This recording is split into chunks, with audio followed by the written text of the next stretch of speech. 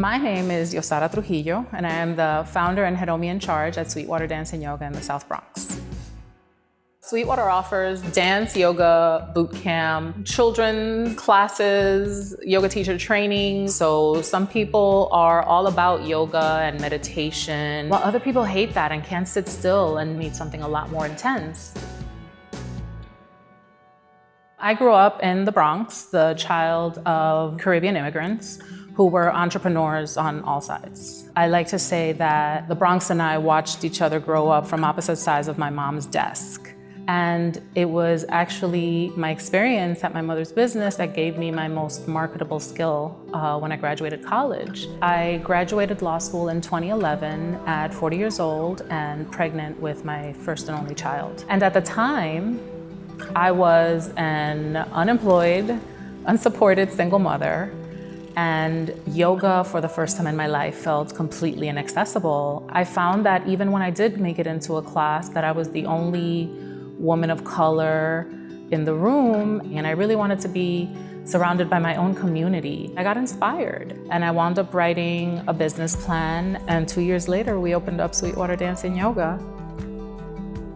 So creating a place like this has a tremendous impact on my community because it's someone who looks, feels, and sounds like them who's creating this culture and saying, hey, we need this. And then it's also really high quality service, which a lot of Bronxites will tell you just does not exist here. My clients can come here and feel really valuable. And that's radical for brown people. Wellness to me is being an intimate relationship with my most valuable resource, which is me and my body. When you don't have access to wellness, when you don't know how to prioritize or take care of or create these boundaries, life is painful. It's really hard to break free from the circumstances that keep us unhappy and keep us unwell. When COVID struck, what I didn't see coming was that my business, as it existed, would basically become obsolete. Fortunately, we were able to go ahead and start offering some virtual classes, but what Amex did was incredible. I didn't expect it. What's beyond exciting is the resources. It's the acknowledgement that I'm a business worth investing in.